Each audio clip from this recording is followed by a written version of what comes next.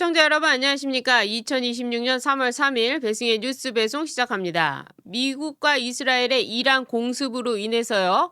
이란의 정권 교체가 실현됐습니다. 미국은요. 두 가지 방법으로 이 정권 교체를 실현했는데요. 첫 번째는요. 민중 봉기를 이용했습니다. 이 민심, 끌어오르는 민심으로 인해서 최고 지도자인 하메네이에 대한 봉기를 일으켰고요. 그리고 두 번째로는요. 이스라엘과 합작해서 공습을 했습니다. 군사적으로 타격을 입혔다는 거죠.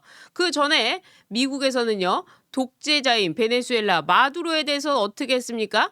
정밀 타격을 해서 마두로만 쏙 빼와가지고 체포를 했습니다. 그리고 베네수엘라의 정권 교체를 이뤄내고 있죠. 이 모든 것은요. 미국에서 중국과 관련해서 중국의 영향력을 배제하려는 것, 그리고 독재자의 독재를 무너뜨리는 것, 이것이 결합되어 있습니다. 자, 이렇게 되면 그 다음 타겟은 누구일까요? 말씀 안 드려도 다 아시겠죠? 바로 시진핑, 김정은, 그리고 이재명일 수 있습니다. 지금 가장 떨고 있는 것은 누구일까 생각해보면 바로 중국과 북한이죠. 일단 북한을 한번 살펴보면요. 어떻습니까? 북한은요. 이번 작전 단순히 중동의 세력을 겨냥한 것이 아니라 핵과 미사일 도발을 멈추지 않는 북한을 향한 경고 메시지다. 이렇게 지금 자기들도 분석을 하고 있습니다. 제가 좀 취재를 해보니까요. 이 군사 전문가들은요. 이번 중동 타격에 대해서 평양을 향한 예행 연습일 수도 있다. 이렇게까지 분석을 하더라고요. 그러니까 김정은의 참수 작전이 진짜로 실시될 수 있다. 김정은은요. 특히 핵에 집착할 수밖에 없는데 핵을 통해 가지고 미국과 정상 국가로의 교역을 원하고 있지만 실제로 미국에서는 그 핵을 없애라고 요구하고 있기 때문에 이게 안 맞는 겁니다. 그래서 김정은이 자꾸 이 핵을 고집하고 지금 공산당으로서 공산당은 무엇이죠? 공산당 수뇌부만 잘 살고 나머지는 다 못 사는 그런 사회죠. 그리고 지금 김정은은 자신의 체제 유지를 바라고 있죠. 자기만 잘 살고 자기 주변만 잘 살고 나머지는 다 못 사는 세상. 그러면서 핵을 가지고 계속 미국을 견제하면서 세계에 나는 관심이 없다. 오직 미국과의 교역만 할 뿐이다. 라고 하는 이런 말도 안 되는 생각. 과거에는 통했을지 모르지만 지금 트럼프 행정부에는 통하지 않는 생각.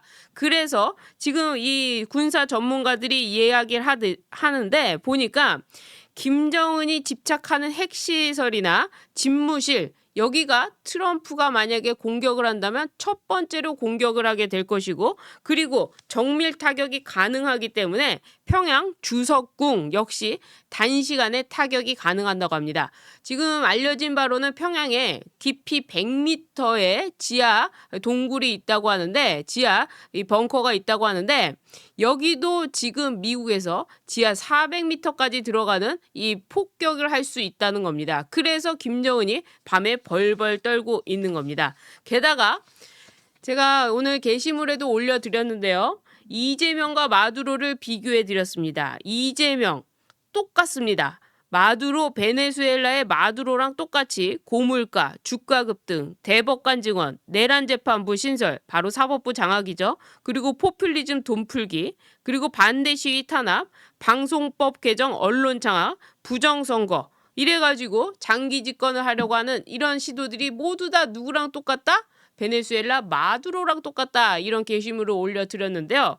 자, 미국이 지금 어떻게 하고 있습니까? 베네수엘라 독재자에 이은 이란 독재자 최후가 어떻죠? 죽음입니다. 죽음입니다. 죽음. 자, 그런데 이재명이 바로 이 베네수엘라랑 똑같이 하려고 합니다. 그럼 그 끝은 어떻게 될까요? 예, 목숨을 걸고 지금 이렇게 하고 있는 거죠. 자, 이런 시점에서 이재명은 독재의 길로 가려고 사법부를 완전히 장악하고 있습니다. 트럼프 행정부가 가만히 있을까요? 김정은에 이어서 이재명까지 완전한 타격이 이루어질 수도 있습니다. 자, 이런 상황이라면 조희대 대법원장이 먼저 나서서 지금 사법부도 장악하고 있는 이런 시점이라면 사법부의 최고의 수장이라고 하는 대법원장이 나와서 이재명에 대한 재판 재개를 해야 되는 거 아닙니까?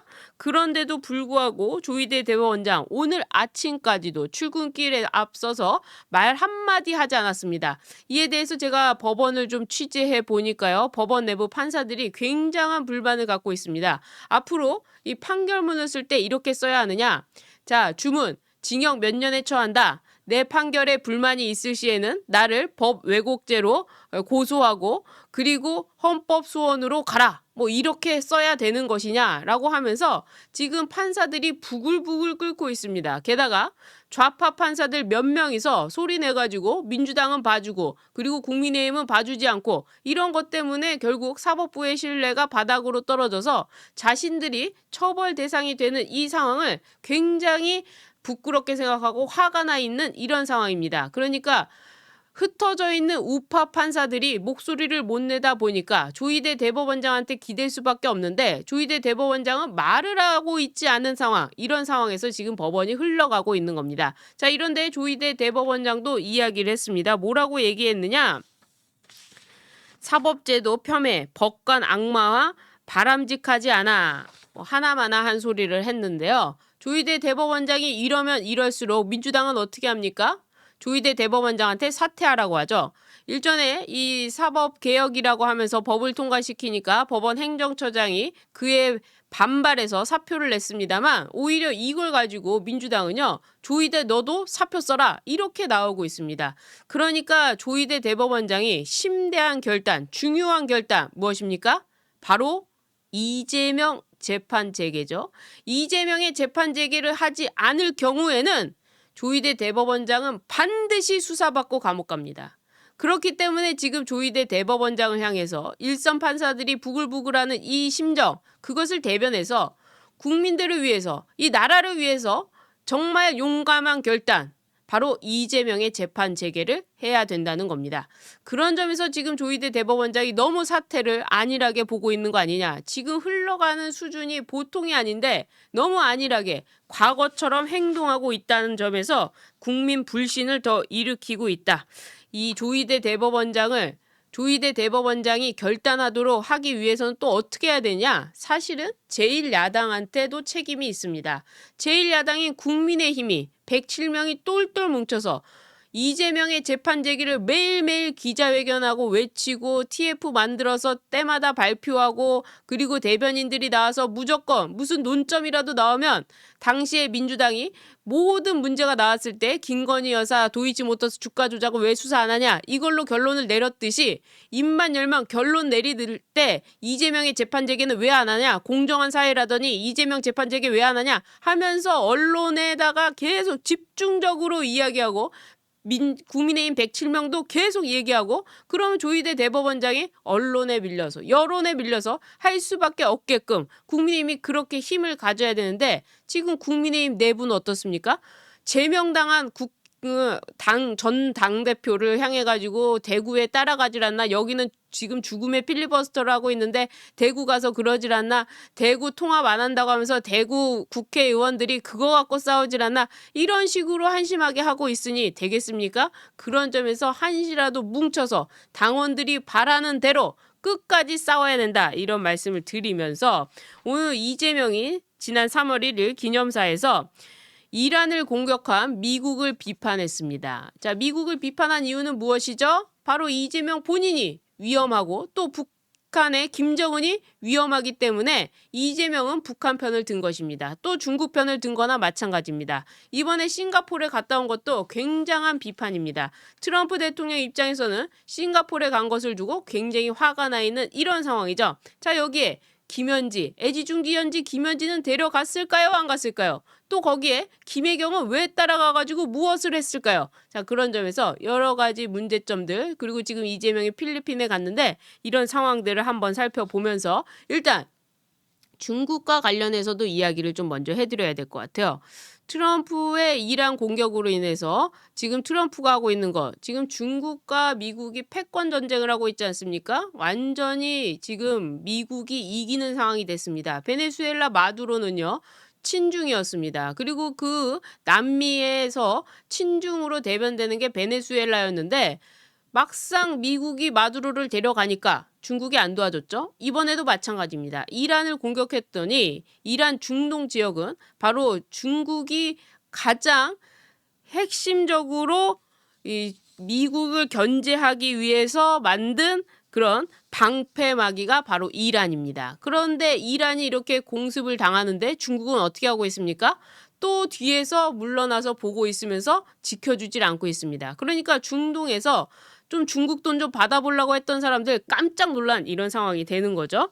게다가 미국이 또 이 이란을 공습한 이유 중에 하나는 이 이란의 원유의 80%가 거의 중국으로 갑니다. 그러니까 중국에서의 원유 수입의 80%가 이란에서 오게 되는데 이 원유 수입을 막게 된 겁니다. 그러니까 중국 입장에서는 경제적으로 타격이 될 수밖에 없는 상황이죠. 그리고 중국은 지난 수년간 수십억 달러를 투자해서 이란을 미국을 견제할 전략적 자산으로 키웠습니다. 그러니까 중국은요, 자신들의 뒷마당에는 이란, 그리고 자신들의 앞마당에는 대만, 이렇게 해서 이 미국을 견제하기 위해서 중동과 그리고 대만을 이용하려고 했는데 지금 중국의 중동 포석인 이란이 이렇게 당함으로써 중국의 뒷마당이 완전히 끝나버리고 만 것입니다. 자, 이러면 앞마당인 대만은 어떻게 될까요? 이제 대만은 한미일, 여기서 좀 한국이 좀 부족하지만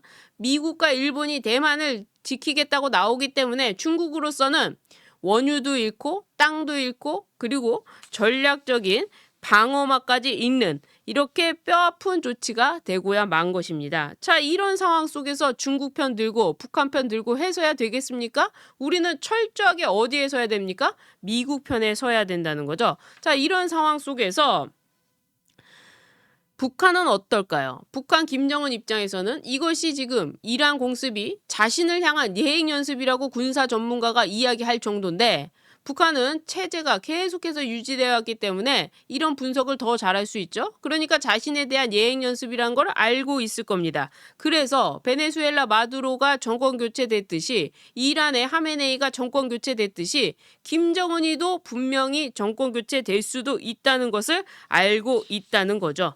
그런 점에서 김정은의 입장에서는 지금 트럼프 대통령의 예측 불가능한 공격성, 이 공격성으로 인해서 굉장히 불안 상태에 빠져 있다. 그러면서 이재명이 또 가가지고 싱가포르에서 계속 미국과의 관계에 유화책을 써야 된다. 싱가포르 회담에서 있었던 얘기들 뭐 이런 얘기를 하면서 지금 북한에 사인을 주고 있는데 이것을 본 북한 입장에서는 이재명 제발 너 좀 빠져라. 문재인 때도 그러더니 너 왜 그러냐. 그냥 거기서 뭐 저수지가 있다 없다 이런 얘기 나오고 있는데 그거나 관리해라. 뭐 이럴 수도 있다는 거죠. 그래서 이런 모든 것들이 지금 미국의 공격이라는 것은 단순히 남의 나라 얘기가 아니라 바로 우리와 연결되어 있는 이런 얘기들이다. 자, 그렇다면 이재명의 관계와 지금 트럼프 대통령의 이란 공습과 어떤 관계가 있느냐 하고 살펴보면요. 지금 싱가포르에 방문을 했는데 싱가포르에 가서 한국과 싱가포르 AI 얼라이언스를 출범시켜서 자율주행, 공공안전 등 7개의 양해각서, 즉 MOU를 체결했습니다. 그리고 소형 모듈 원자로, SMR이죠. 이런 분야에서도 긴밀한 협력 체계를 구축하기로 했습니다. 게다가 부동산 정책을 싱가포르의 부동산 정책을 한국이 이것을 가지고 오겠다라고 하면서 부동산 정책에 벤치마킹을 하겠다고 했는데 하나씩 살펴보면요. 미국에서는 이런 입장을 낼 겁니다. 한국 기업들이 지금 미국에 와서 반도체 이거는 뭐랑 연결되어 있다고 했죠? 제가 계속 말씀드렸죠? 뭐랑 연결되어 있죠? 안보랑 연결되어 있죠. 안보랑 연결되어 있기 때문에 미국에서 화해를 쓰지 않는 겁니다. 그리고 이 군사적인 CCTV에도 중국 걸 쓰지 말아야 하는 것은 그것이 다 안보와 연결되어 있기 때문입니다. 그런데 우리나라 그냥 안보가 다 줄줄이 중국의 CCTV 써가지고 중국에 다 넘어가고 있는 상황 아닙니까? 그러나 미국은 철저하게 그것을 방어하고 있죠. 자, 그런 상황에서 한국이 싱가포르와 소형 모듈 원자로 첨단 기술 분야에서 얼라이언스를 맺는 것, 이것을 미국이 가만두고 보겠습니까? 미국 입장에서는 니들이 한미 동맹이고 미국과의 편에 서야지 어떻게 이 싱가포르한테 가서 다른 나라와 결합하느냐. 한국은 미국의 안보 우산 아래 있으면서 미래 먹거리는 미국 밖에서 찾으려고 하느냐. 그리고 이 싱가포르와 FTA를 개정하고 한다는 건데 그러면 니들은 싱가포르에서 쓸 돈은 있고 미국에 쓸 돈은 없느냐? 미국에 방위비 분담도 안 하겠다는 거냐? 실제로 한미연합훈련이요. 무려 30%나 줄었습니다. 그러니까 이재명 출범 이후에 우리 군이 대규모 한미연합훈련하는 이 실기동 훈련이 계속해서 조금 미룹시다. 여기 좀 미루고 좀 다음에 합시다. 해가지고 1년 안에 해야 될 이 숫자가 무려 30%나 줄은 겁니다. 자, 이렇게 되면 북한한테 사인 보내는 거죠. 이재명이 친북이니까 뭐라고 보내는 겁니까? 유화책으로 우리가 페이스메이커 해가지고 트럼프 대통령 달래가지고 그렇게 해줄 거야 라고 하지만 실제로 미국에서는 뭡니까? 이재명 이거 제정신이야? 야, 이봐 이재명 네가 지금 이럴 때야? 그리고 너 싱가포르에 가서 쓸 돈 있었어? 그럼 200억 달러 왜 안 내주는 거야? 그거 다시 내. 미국한테 투자해. 이거 뭐 하는 거야? 이렇게밖에 얘기할 수 없다는 거죠. 그리고 방위비와 관련해서도 지금 니들이 그렇게 유화책을 쓰고 있다고 하는데 그러면 주한미국 축소하라는 거야? 방위비부터 올려내. 방위비. 니들 지금 북한 핵 관련해가지고 니들이 막지도 못하고 있잖아. 그럼 북한에 어떻게 할 거야? 우리한테 지금 맡기고 있잖아. 돈 내. 돈 더 내라고. 200억 달러 투자하고 방위비 더 내고 그리고 미국 와서 투자해. 안 해? 그러면 우리가 삼성이나 SK 하이닉스한테 줬던 보조금 치스 그 법 해가지고 철회할게. 2026년으로 앞당겨서 종료하고 그리고 삼성한테 보조금 안 주고 현대 기아차한테 줬던 거 그거 전기차 만들려고 해서 보조금 우리나라에서 미국에서 만들려고 했다는 거 그것도 안 줄게. 자 그거 XX 다 이래버리면 현대차, 기아차, 삼성, SK하이닉스 지금 우리나라 주가 올리고 있는 기업들 어떻게 되는 겁니까? 완전히 망하는 거죠. 자 그러면서 어떻게 하는 겁니까? 이게 지금 이란과 비슷하게 가는 겁니다. 밑바닥 민심은 어떻죠? 코스피 아무리 올리고 부동산 잡겠다고 아무리 해봤자 밑바닥 민심 어떻습니까? 자영업자, 폐업자가 더 늘어나고 있어요. 쉬는 사람이 더 많이 있어요. 경제가 어려워지고 있어요. 그리고 10대, 20대는요. 그 586 세대한테 굉장한 이 뭐랄까요? 반발심이 있습니다. 왜냐? 당신들은 다 먹고 당신들은 다 과실을 따먹고 우리한테 남겨준 건 뭐냐? 그런데도 불구하고 아직도 니들이 일하고 있느냐? 10대, 20대한테는 기회도 없다. 그래서 10대, 20대가 가지는 그런 굉장한 이 사회적인 반발이 지금 누적되어 있습니다. 그것이 바로 나오는 게 윤어게인이죠. 사실상 말하면 자유대학도 마찬가지고 그런 점들이 이제 폭발하기 직전입니다. 자, 그럼 이거 밑으로의 민중봉기가 되는 거죠. 이란 제가 처음에 뭐라고 말씀드렸습니까? 밑으로의 민중봉기. 자, 위로는 어떻게 되죠? 이란 같은 경우에는 트럼프가 군사적인 폭격. 자, 그럼 우리나라는 어떻게 됩니까? 지금 서서히 들끓고 있는 겁니다. 경기가 안 좋아지고 10대, 20대는 일자리가 없고 그리고 우리나라에선 살 방법이 없고 이러면서 민중보기가 서서히 일어나면서 북한한테 퍼주기 하고 중국 편에 섰다가 미국으로부터 마두로와 똑같이 대북 송금 사건으로 인해 가지고 트럼프 대통령이 언제든지 이재명을 공격할 수 있는 시기가 온다. 자, 이란과 비슷합니까? 베네수엘라와 비슷합니까? 자, 그렇기 때문에 저한테도 계속 댓글에 남겨주시긴 하지만 진짜로 일어날 수 있는 일이냐? 트럼프 대통령이라면 할 수도 있는 일이다. 이렇게 평가가 된다는 거죠. 지금 대한민국에서 일어나고 있는 이재명에 대한 것들, 김현지와 관련된 것, 김혜경과 관련된 것, 이재명이 지금 청와대에 있는 거, CIA가 지금 미국의 FBI가 대한민국에서 이 아무것도 전달을 안 하겠습니까? 미국의 전부 미국 본국에 이재명에 대한 정보가 다 가고 있습니다. 그것이 무엇이었습니까? 바로 주한미군 연합사, 주한미군 사령관이 미국 본국에 연락을 받아서 미국 동부 시간 오전 10시에 그러니까 한국 시간으로는 오후 10시에 입장문을 발표하게 됐던 것. 우리는 훈련하는데 훈련을 정상적으로 했을 뿐이다. 이것이 사과할 일은 아니다. 라고 했던 부분. 다 그런 것들이 이렇게 이재명의 모든 것들이 보고되면서 나오는 겁니다. 그래서 지금 독재자의 최후, 베네수엘라, 이란의 독재자, 그리고 시진핑, 김정은, 그 다음에 누가 될까요? 아직 우리는 핵이었기 때문에 그 정도의 위협은 아닐 상황이라면 지금 국내에서는 해야 될 일, 바로 조이대가 재판을 열어야 한다는 점입니다. 많은 댓글에 보니까 싱가포르에 간 이유가 진짜 그거냐? 과거에 문재인 때도요. 말레이시아 근처. 그래서 왜 말레이시아를 갔느냐? 또 태국에는 왜 갔느냐? 캄보디아는 왜 갔느냐? 이런 동남아 지역의 문제가 굉장히 많았죠. 캄보디아는 알고 보니까 이 북한에서 접선하는 지역으로 완전히 확인이 된 거 아닙니까? 그런 점에서 싱가포르도 뭔가 문제 있는 거 아니냐? 그렇다면 필리핀은 어떨까? 필리핀에서도 뭔가 있을 것 같다라는 생각이 드는데 그와 관련해서 제가 좀 취재를 하고 있으니까요. 여러분들께 또 취재한 소식 전해드리도록 하겠습니다.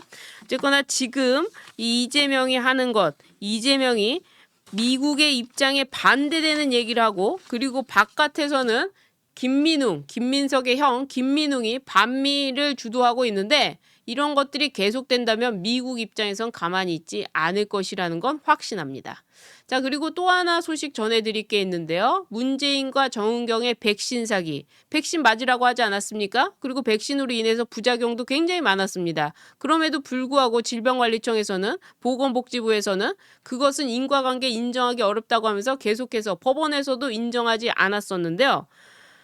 이번에 처음으로 코로나 백신 접종과 심근경색 사망 사이에 관련이 있다는 법원의 첫 판결이 나왔습니다. 이제서야 나온 겁니다. 문재인 정부 다 끝나고 코로나 다 끝나고 사망자 다 이런 상황에서 나온 겁니다. 그래도 나왔다는 것만으로도 다행이다. 이제 시작이다. 이렇게 생각하겠지만 너무나도 안타깝습니다. 그래서 지금 정은경이 보건복지부에 있는 것조차도 지금 내려와야 된다. 그런 점에서 이 백신 문제도 계속해서 팔로우해서 여러분들께 전해드리도록 하겠습니다.